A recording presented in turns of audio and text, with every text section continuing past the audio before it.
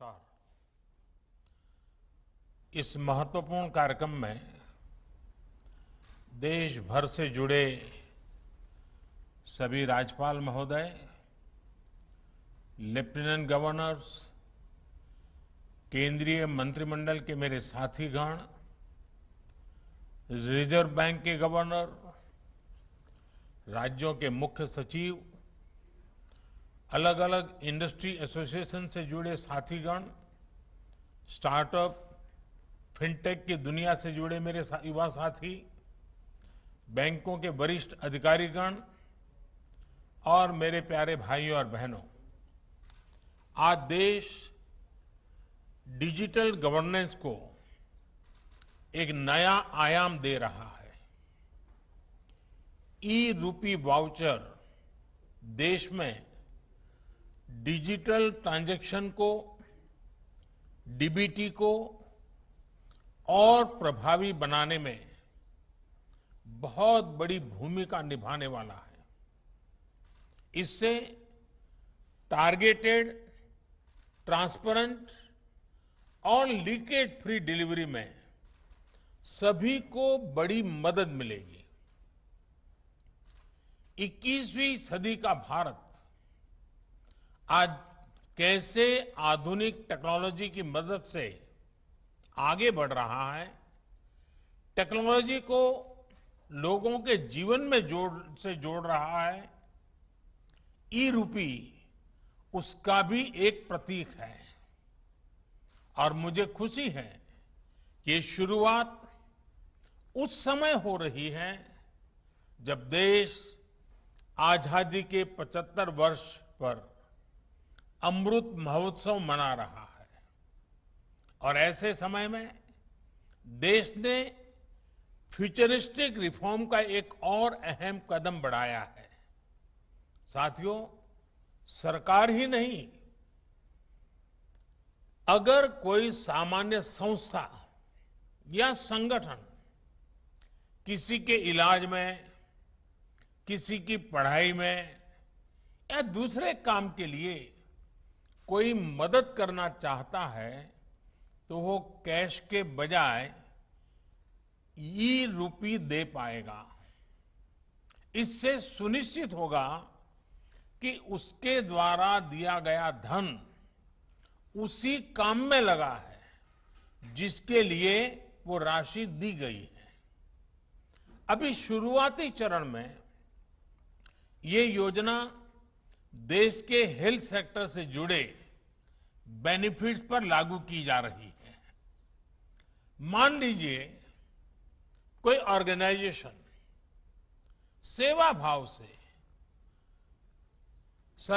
भारत सरकार के द्वारा जो मुफ्त वैक्सीन दी जा रही है उसका लाभ लेना नहीं चाहता है, लेकिन जो प्राइवेट अस्पतालों में जहां कुछ कीमत देकर के वैक्सीन चल रही है उसमें भेजना चाहता है। अगर वो 100 गरीबों को वैक्सीन लगवाने की उसकी इच्छा है तो वो उन 100 गरीबों को ई रूपी वाउचर दे सकता है। ई रूपी वाउचर ये सुनिश्चित करेगा कि उसका इस्तेमाल वैक्सीन लगवाने में ही हो, किसी और काम में नहीं।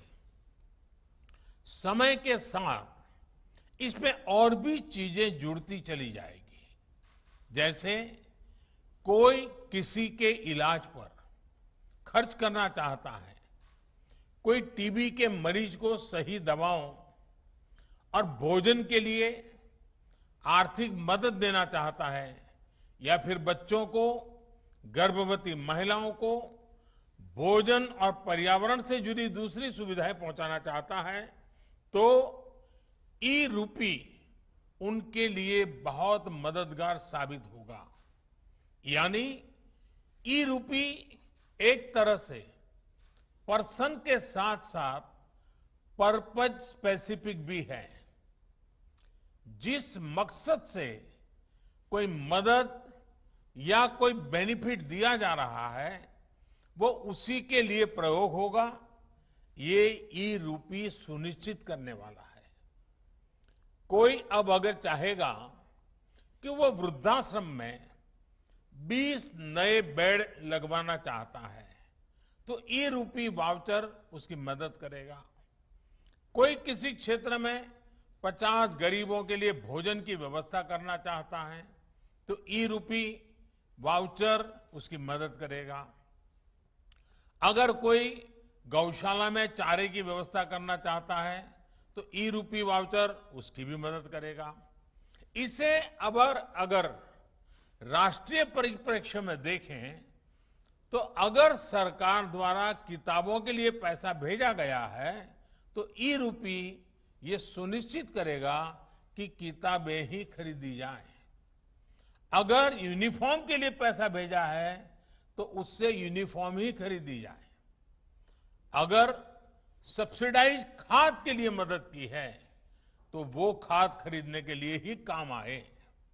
गर्भवती महिलाओं के लिए दिए गए कैश से सिर्फ पोषक आहार ही खरीदा जा सके, यानी पैसा देने के बाद हम उसका जो इस्तेमाल चाहते हैं ई रूपी वाउचर उसे सिद्ध करेगा। साथियों, पहले हमारे देश में कुछ लोग चाहते थे कि टेक्नोलॉजी, और वो कहते भी थे कि टेक्नोलॉजी तो केवल अमीरों की चीज है, भारत तो गरीब देश है, इसलिए भारत के लिए टेक्नोलॉजी का क्या काम। जब हमारी सरकार टेक्नोलॉजी को मिशन बनाने की बात करती थी तो बहुत से राजनेता, कुछ खास किस्म के एक्सपर्ट्स उस पर सवाल खड़ा करते थे। लेकिन आज देश ने उन लोगों की सोच को नकारा भी है और गलत भी साबित किया है। आज देश की सोच अलग है, नई है। आज हम टेक्नोलॉजी को गरीबों की मदद के, उनकी प्रगति के एक टूल के रूप में देख रहे हैं। आज दुनिया देख रही है कैसे भारत में टेक्नोलॉजी पारदर्शिता और ईमानदारी ला रही है, कैसे टेक्नोलॉजी नए अवसरों को पैदा करने में, उन्हें गरीबों को सुलभ बनाने का काम कर रही है, और कैसे टेक्नोलॉजी सरकार और लाल फीताशाही पर सामान्य मानवी की निर्भरता को कम कर रही है। आप आज के ही यूनिक प्रोडक्ट को देखिए। आज हम यहां तक इसलिए पहुंचे हैं क्योंकि देश ने जनधन खातों को खोलने, उन्हें मोबाइल और आधार से जोड़ने और जैम जैसी व्यवस्था के लिए वर्षों मेहनत की है। जब जैम को शुरू किया गया था तब बहुत से लोग इसके महत्व को नहीं समझ पा रहे थे, लेकिन इसकी अहमियत को हमने लॉकडाउन के समय देखा।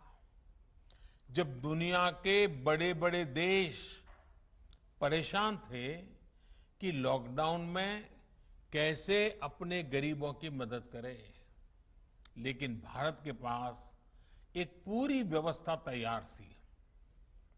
दूसरे देश अपने यहां के पोस्ट ऑफिस और बैंक खुलवा रहे थे तो वहीं भारत महिलाओं के बैंक खातों में सीधे आर्थिक मदद भेज रहा था। भारत में अब तक डायरेक्ट बेनिफिट ट्रांसफर के जरिए करीब 17.5 लाख करोड़ रुपए सीधे लाभार्थियों के खाते में भेजे जा चुके हैं। आज केंद्र सरकार 300 से ज्यादा योजनाओं का लाभ डीबीटी के माध्यम से, डायरेक्ट बेनिफिट ट्रांसफर के माध्यम से लोगों तक पहुंचा रही है। लगभग 90 करोड़ देशवासियों को इसके तहत किसी न किसी रूप में लाभ हो रहा है। राशन हो, एलपीजी गैस हो, इलाज हो, स्कॉलरशिप हो, पेंशन हो, मजदूरी हो, घर बनाने के लिए मदद हो, ऐसे अनेक लाभ डीबीटी से मिल रहे हैं। पीएम किसान सम्मान निधि के तहत 1,35,000 करोड़ रुपए सीधे किसानों के बैंक अकाउंट में पहुंचाए गए हैं। इस बार तो किसानों से जो गेहूं की सरकारी खरीद हुई है उसका लगभग 85,000 करोड़ रुपए सीधा किसानों के बैंक खाते में ही ट्रांसफर किया गया है। इन सारे प्रयोगों का बहुत बड़ा लाभ ये हुआ है कि देश के करीब करीब 1.25 लाख करोड़ रुपए से अधिक गलत हाथों में जाने से बचे हैं। साथियों, भारत आज दुनिया को दिखा रहा है कि टेक्नोलॉजी को एडॉप्ट करने में, उससे जुड़ने में वो किसी से भी पीछे नहीं है। इनोवेशंस की बात हो, सर्विस डिलीवरी में टेक्नोलॉजी के इस्तेमाल हो, भारत दुनिया के बड़े देशों के साथ मिलकर ग्लोबल लीडरशिप देने की क्षमता रखता है। पिछले 7 सालों में भारत ने अपनी प्रगति को जो गति दी है उसमें टेक्नोलॉजी के सही इस्तेमाल की बड़ी भूमिका है।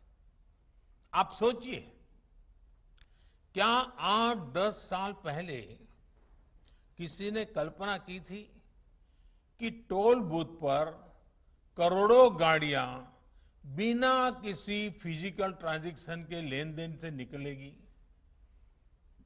आज के फास्टैग से ये संभव हुआ है।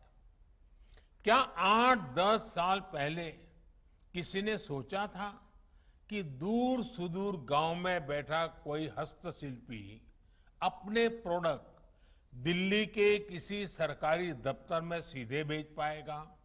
आज जेम यानी government e market place portal से ये मुमकिन है। क्या 8-10 साल पहले किसी ने सोचा था कि हमारे सर्टिफिकेट्स, डॉक्यूमेंट्स हर समय डिजिटली हमारी जेब में होंगे और हर जगह एक क्लिक पर इस्तेमाल हो पाएंगे? आज ये डिजी लॉकर से मुमकिन है। क्या 8-10 साल पहले किसी ने सोचा था कि भारत में एमएसएमई सेक्टर के उद्यमियों को सिर्फ 59 मिनट में लोन अप्रूव हो पाएगा? आज भारत में ये भी मुमकिन है। और इसी तरह 8-10 साल पहले क्या आपने सोचा था कि आप किसी काम के लिए एक डिजिटल वाउचर भेजेंगे और काम हो जाएगा? आज ये भी ई रूपी के जरिए मुमकिन हो चुका है। मैं ऐसे कितने ही उदाहरण आपको गिना सकता हूं। इस महामारी के दौरान भी देश ने तकनीक की ताकत को महसूस किया है। आरोग्य सेतु ऐप का उदाहरण भी हमारे सामने है। आज ये ऐप सबसे ज्यादा डाउनलोडेड ऐप में से एक है। इसी तरह कोविन पोर्टल भी आज हमारे वैक्सीनेशन प्रोग्राम में, वैक्सीनेशन सेंटर के चयन में, रजिस्ट्रेशन में, वैक्सीन सर्टिफिकेट प्राप्त करने में देशवासियों की बड़ी मदद कर रहा है। पुरानी व्यवस्था चल रही होती तो वैक्सीनेशन लगवाने के बाद सर्टिफिकेट के लिए दौड़ना पड़ रहा होता है। दुनिया के कई बड़े देशों में भी आज पेपर पर हाथ से लिख करके सर्टिफिकेट दिया जा रहा है, लेकिन भारत के लोग एक क्लिक में डिजिटल सर्टिफिकेट डाउनलोड कर रहे हैं। इसलिए आज भारत का कोविन सिस्टम दुनिया के कई देशों को आकर्षित कर रहा है। भारत इसे दुनिया के साथ साझा भी कर रहा है। साथियों, मुझे याद है कि 4 साल पहले जब भीम ऐप लॉन्च किया गया था तब मैंने कहा था कि वो दिन दूर नहीं जब अधिकांश बिजनेस ट्रांजैक्शन नोट और सिक्कों के बजाय डिजिटली होंगे। तब मैंने ये भी कहा था कि इस बदलाव से सबसे अधिक गरीबों, वंचितों, छोटे व्यापारियों, किसानों, आदिवासियों का सशक्तिकरण होगा, वो एम्पावर होंगे। आज हम ये साक्षात अनुभव कर रहे हैं। हर महीने यूपीआई ट्रांजैक्शन के नए रिकॉर्ड बन रहे हैं। जुलाई महीने में 300 करोड़ से अधिक ट्रांजैक्शन यूपीआई से हुए हैं, जिसमें 6 लाख करोड़ रुपए का लेन देन हुआ है। आज चाय, जूस और फल सब्जी का ठेला लगाने वाले भी इसका उपयोग कर रहे हैं। वहीं भारत का रुपे कार्ड भी देश का गौरव बढ़ा रहा है। सिंगापुर, भूटान में भी इसे लॉन्च किया जा चुका है। आज देश में 66 करोड़ रुपए कार्ड हैं और देश में हजारों करोड़ रुपए का ट्रांजैक्शन रुपे कार्ड से भी हो रहा है। इस कार्ड ने गरीब को भी सशक्त किया है, उसे इस भावना से भरा है कि वो भी अपने पास डेबिट कार्ड रख सकता है, उसका इस्तेमाल कर सकता है। साथियों, टेक्नोलॉजी कैसे गरीबों को सशक्त करती है, इसका एक और उदाहरण है पीएम स्वनिधि योजना। हमारे देश में तो रेहड़ी पटरी वाले, ठेला चलाने वाले भाई बहन हैं, उनके फाइनेंशियल इंक्लूजन के बारे में पहले कभी नहीं सोचा गया था। अपना काम आगे बढ़ाने के लिए उन्हें बैंक से मदद मिलना असंभव था। जब डिजिटल ट्रांजैक्शन की कोई हिस्ट्री ही ना हो, कोई डॉक्यूमेंट ना हो, तो बैंक से लोन लेने के लिए हमारे रेहड़ी पटरी वाले साथी पहला कदम भी नहीं बढ़ा पाते थे। इसी को समझते हुए हमारी सरकार ने पीएम स्वनिधि योजना की शुरुआत की। आज देश के छोटे बड़े शहरों में 23 लाख से अधिक रेहड़ी पटरी और ठेले वालों को इस योजना के तहत मदद दी गई है। इसी कोरोना काल में करीब करीब 2300 करोड़ रुपए उन्हें दिए गए हैं। ये गरीब साथी अब डिजिटल ट्रांजैक्शन कर रहे हैं और अपना लोन चुका रहे हैं। यानी अब उनके लेन देन की एक डिजिटल हिस्ट्री बन रही है। पीएम स्वनिधि में ये व्यवस्था की गई है कि 10,000 रुपए का पहला लोन चुकाने पर 20,000 का दूसरा लोन और दूसरा लोन चुकाने पर 50,000 का तीसरा लोन रेहड़ी पटरी वाले साथियों को दिया जाएगा। आपको जानकर खुशी होगी कि आज सैकड़ों रेहड़ी पटरी और ठेले वाले भाई बहन अब तीसरा लोन प्राप्त करने की दिशा में आगे बढ़ रहे हैं।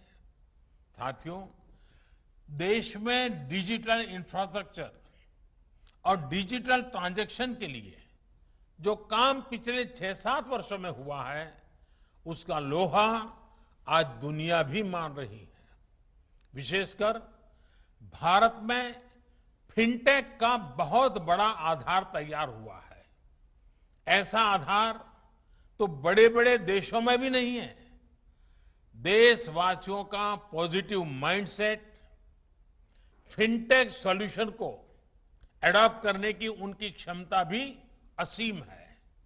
इसलिए ये आज भारत के युवाओं, भारत के स्टार्टअप इकोसिस्टम के लिए भी बेहतरीन मौका है। भारत के स्टार्टअप्स के लिए फिनटेक में अनेकों संभावनाएं हैं। साथियों, मुझे विश्वास है कि ई-रूपी वाउचर भी सफलता के नए अध्याय लिखेगा। इसमें हमारे बैंकों और हमारे पेमेंट गेटवे का बहुत बड़ा रोल है। हमारे सैकड़ों प्राइवेट अस्पतालों, कॉरपोरेट्स, उद्योग जगत, एनजीओज और दूसरे संस्थानों ने भी इसको लेकर बहुत रुचि दिखाई है। मेरा राज्य सरकारों से भी आग्रह है कि अपनी योजनाओं का सटीक और संपूर्ण लाभ सुनिश्चित करने के लिए ई-रूपी का अधिक से अधिक उपयोग करें। मुझे विश्वास है कि हम सभी की ऐसी ही सार्थक साझेदारी एक ईमानदार और पारदर्शी व्यवस्था के निर्माण को और गति देगी। एक बार फिर सभी देशवासियों को इस बड़े रिफॉर्म के लिए बहुत बहुत बधाई देता हूं, बहुत बहुत शुभकामनाएं। धन्यवाद।